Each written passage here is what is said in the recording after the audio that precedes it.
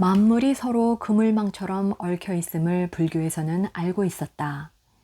이제 물리학자들이 그것을 증명했다. 어떤 사건이나 존재도 홀로 분리되어 일어날 수 없다. 다만 겉으로만 그렇게 보일 뿐이다. 판단과 분류가 많아질수록 분리와 고립도 늘어난다. 생각을 통해 삶의 전체성은 조각난다. 그럼에도 불구하고 그런 생각을 만들어낸 것도 삶의 전체성이다. 이것은 지금의 현실이 무엇이든 그리 될 수밖에 없었음을 의미한다.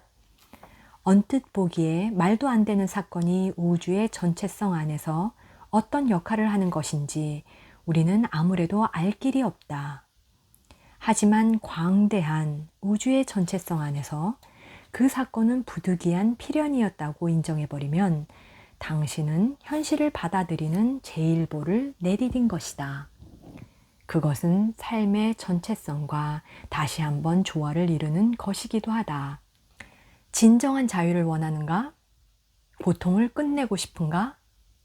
그렇다면 지금 이 순간 느끼고 체험하는 것이 무엇이든 마치 내 스스로 그것을 온전히 선택한 듯이 살아가라. 그렇게 나의 내면을 지금 이 순간에 조율하는 것이 고통을 끝내는 길이다.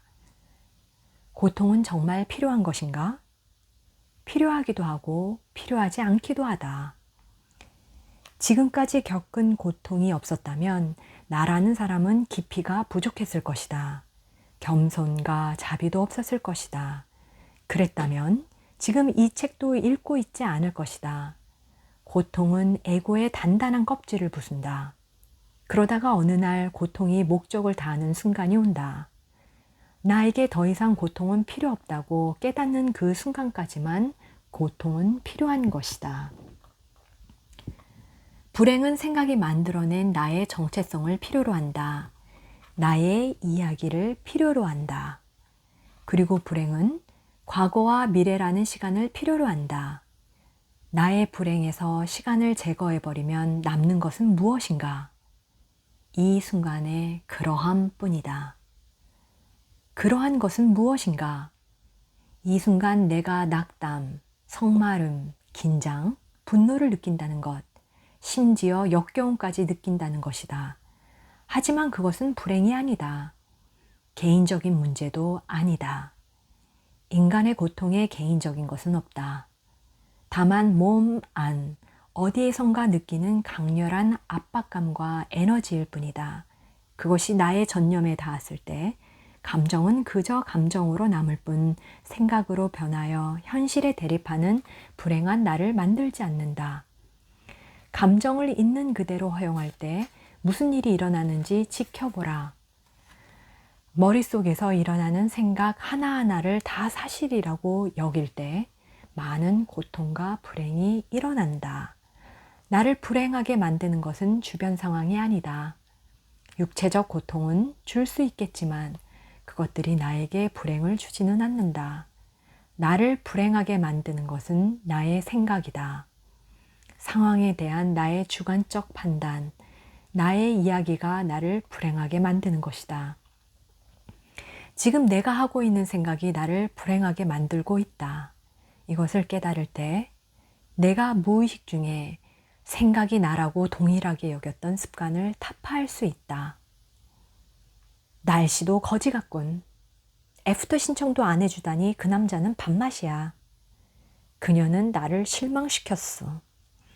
내가 하는 혼잣말도 남들과 나누는 사소한 이야기도 불평불만인 경우가 많다.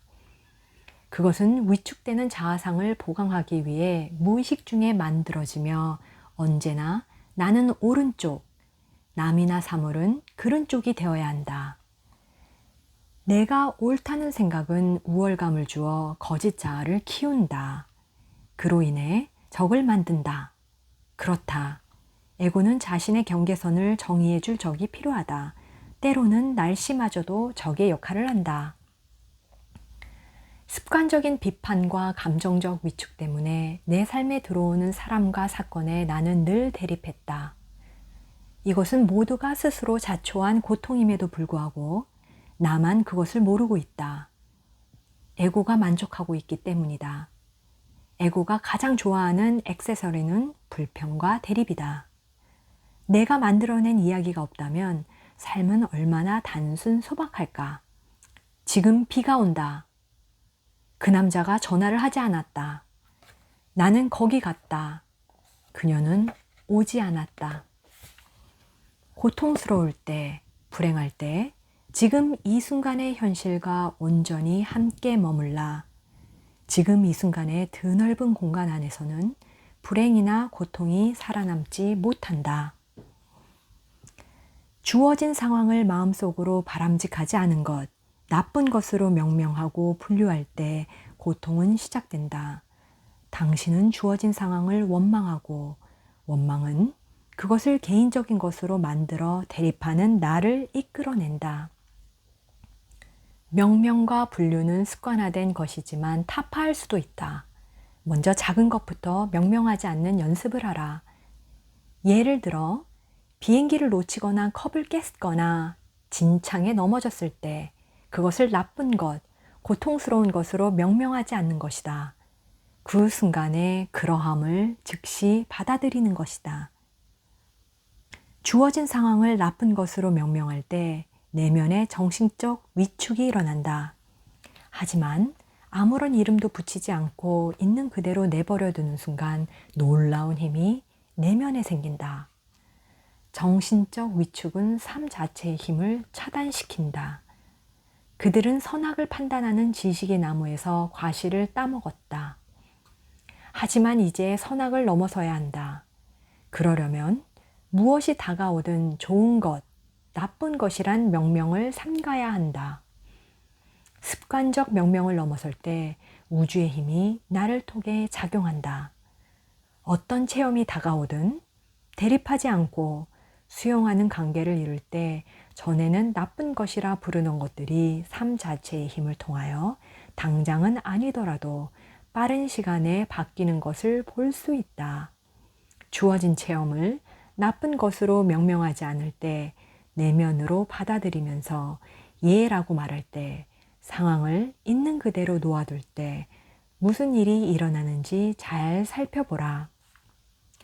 나에게 주어진 삶이 어떤 것이든 그것을 온전히 있는 그대로 받아들인다면 나는 어떤 기분이 될까? 지금 이 순간. 삶에는 포착하기 힘든 고통도 있고 분명한 고통도 있다. 이들은 너무나 정상적이어서 대체적으로 고통으로 인식되지도 않을 뿐만 아니라 에고에게는 만족스럽기까지 하다. 짜증, 조급함, 분노를 비롯하여 사물이나 사람에 대한 불만, 원한, 불평 같은 것들.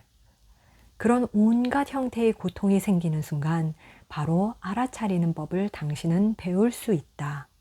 그러면 이 순간 당신 스스로 고통을 만들고 있음을 알게 된다.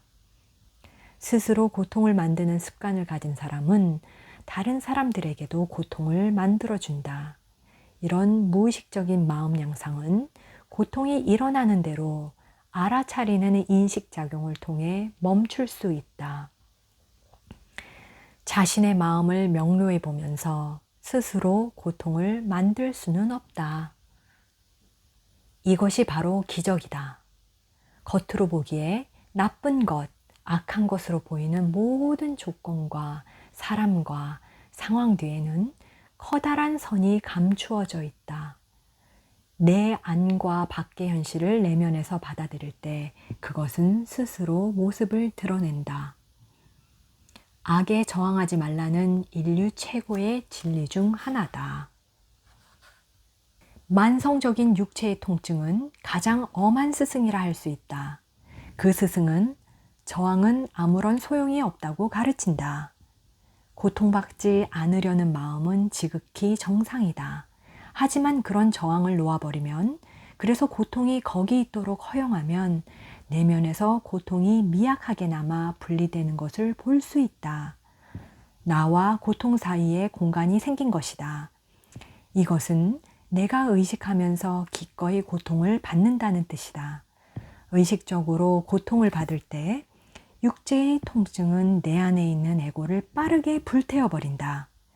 에고는 대부분 저항으로 이루어졌기 때문이다. 극도의 육체적 장애도 마찬가지다. 나의 고통을 신에게 바친다는 표현이 바로 이것이다. 기독교인이 아니라도 십자가의 상징적 형태에 담겨 있는 깊은 보편적 진리를 이해할 수는 있을 것이다. 십자가는 고문기구이다. 그것은 인간이 겪는 최악의 고통과 한계, 그리고 무력함을 상징한다. 그런데 난데없이 인간이 순응을 하는 것이다. 기꺼이 고통을 받을 뿐만 아니라 순응의 말까지 한다. 제 뜻이 아니라 당신 뜻대로 하소서. 바로 그 순간 고문기구인 십자가는 감추었던 얼굴을 드러낸다. 바로 신을 상징하는 성물이 되는 것이다. 삶의 초월적인 차원의 존재를 부정하는 듯 보였던 것이 이제 순응을 통해서 그 차원으로 들어가는 문이 된다.